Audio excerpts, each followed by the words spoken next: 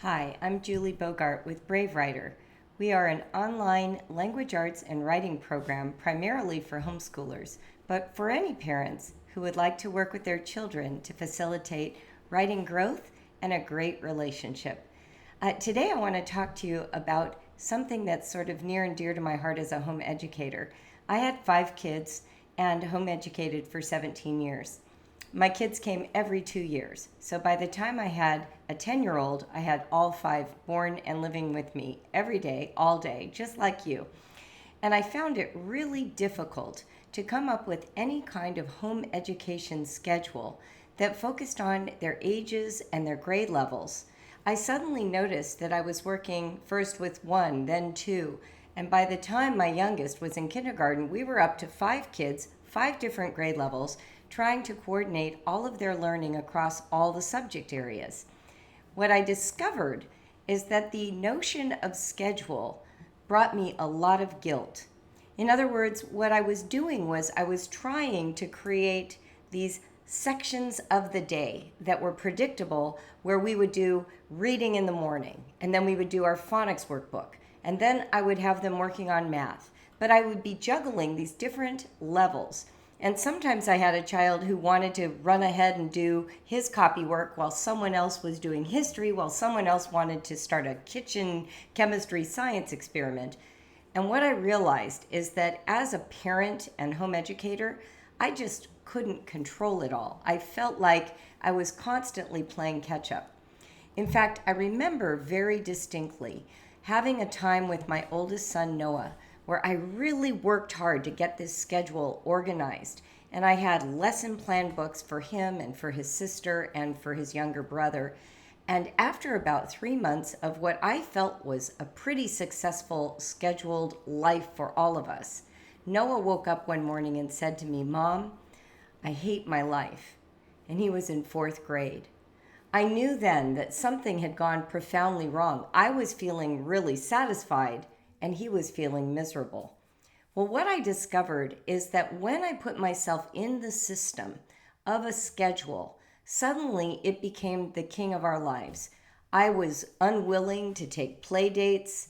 I was afraid to follow any of my flights of inspiration because what if I got behind on the schedule? And so suddenly we lived under this tyranny of being able to check boxes in a lesson plan as opposed to really being invested in learning or joy or a sense of adventure and excitement around our school subjects. What I discovered instead is that I could set a routine that we could return to anytime we wanted to, but it didn't need to be a tyranny. In other words, if I suddenly was inspired, let's say, to set up a gold rush party that would take us several weeks to prepare and execute, I could put all the other subjects on hold and we could just full force go after this awesome opportunity to explore the gold rush in great detail. And then once that inspired moment dissipated, we could go back to the routine. It would always be waiting there for us. For me, the routine looked like this. We would get up in the morning and have breakfast. Then we would all move into the family room. I'd sit in the rocking chair. The kids would pull out blocks or Duplos or Legos or their dolls, and I would read aloud for about an hour. We had a whole bunch of things we read too. It wasn't just a novel. We read from one of our history books. I would sometimes read from a science book. We always read an Aesop fable and some inspirational literature to get our day going. And then we would read from the novel. And we would do this each morning. And after that, we would follow it with copy work. All of us would sit at the table. We would each have our own books, including me, and we would copy our favorite passages. For the younger kids, of course, I'd give them a passage to trace. Some of the older kids wanted me to pick their copy work. Other ones wanted to pick their own. And we would just do it all as a group.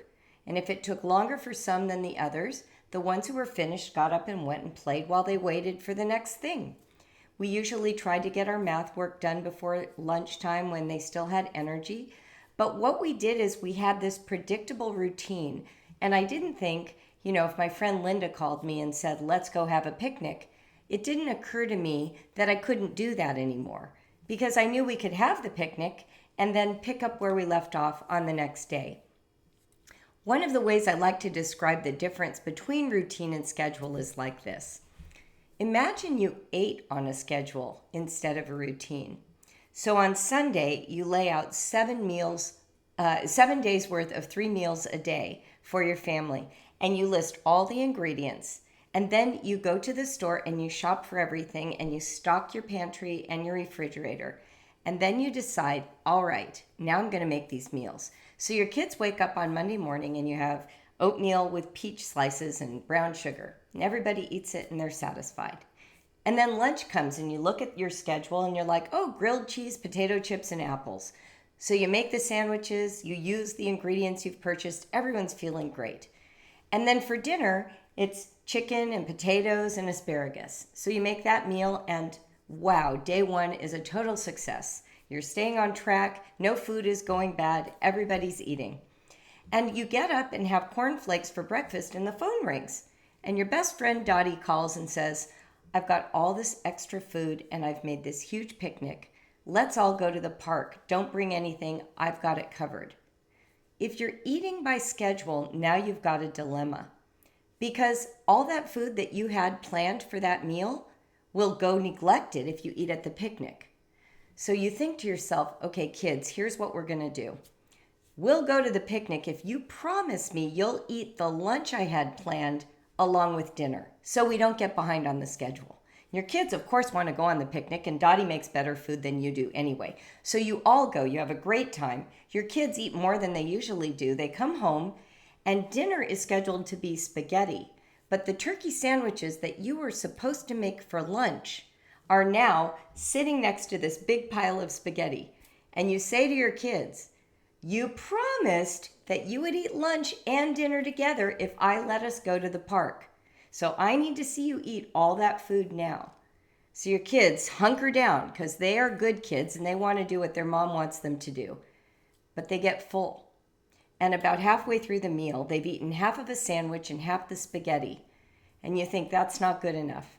So you box it all up, stick it in the fridge, and at breakfast time, when it's time for fried eggs, out comes half a sandwich and a plate of spaghetti. And you tell your kids, you can have the eggs once you've completed the sandwich and the spaghetti. Well, now things are really getting logjammed because no one can eat 3 meals in one moment. And so what they see coming is lunch. And they know they can't keep up with this schedule. And now you're feeling really guilty that you bought this food, made this plan, had it laid out, and you think, that's it, I'm never going on another picnic because I can't get caught up. This is what eating on a schedule might be like. But what do we actually do with eating? We eat on a routine. We have morning, noon, and evening. We have a few snacks. We buy the routine meals that we typically make that everyone likes, or at least 2 or 3 kids like. We have snack foods we can rely on, and we prepare meals 3 times a day unless we get a better offer. And when we get that better offer, we just skip the meal.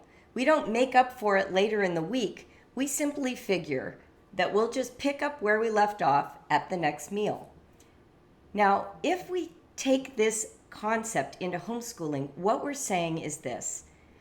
The regular pace of math, of language arts, of reading, of science, of history, that there is enough space in the 8 to 18, 10 years of home education that we're going to do with our kids. There's enough space to allow for something better to come along. It's okay, in other words, for us to say, you know what? The zoo is free today. For kids under 12, we're going to the zoo. We'll get back to math tomorrow. I understand that some subjects are sequential and they build on each other, and you're thinking, I don't want to get too far behind. But if you've ever looked at any of those textbooks, you already know the truth. And that is, they build spiraling into every subject area. Your kids will hit this stuff again and again and again. And it is unlikely that you will be led by that pure spirit of inspiration every single day. But even more, if you are, it's quite possible that you're teaching many of those subjects more naturally. So here's what I always say. Follow inspiration whenever she comes because she is not a lengthy visitor. And we do not want to train her to stop showing up because we ignore her when she bids our attention. And then set a solid routine, something you can return to and know it's going to be there for you. Know what you typically do after breakfast. Know where you put the math book so you don't spend 2 hours hunting through the house for the 3rd grade math book. Know when you're going to read history. And do you need to read history every day? No. They're going to study everything you do between 8 and 18 again in college. So give yourself a break. Create a rhythm and a routine. Don't feel like you have to come up with this hour-by-hour schedule. That's an old school notion. The ghost of public school past whispering in your ear, kick her off your shoulder. Focus instead on a nice routine, something you can rely on, and then allow inspiration to take you places that you always wanted to go in your homeschool. Make sure that you give space and opportunity for your own imagination, your children's creativity, and opportunities provided to you by friends and your community. And that's how you get a rich homeschool life going. If you want to know more about Brave Writer, please feel free to email me, julie@bravewriter.com. We have all kinds of online classes and curricula available for all the ages, kindergarten through 12. And I also run a coaching program to help you with these kinds of issues with homeschool through the Homeschool Alliance. And you can find out more about that at coachjuliebogart.com. It's great meeting you, and I hope you have a great year.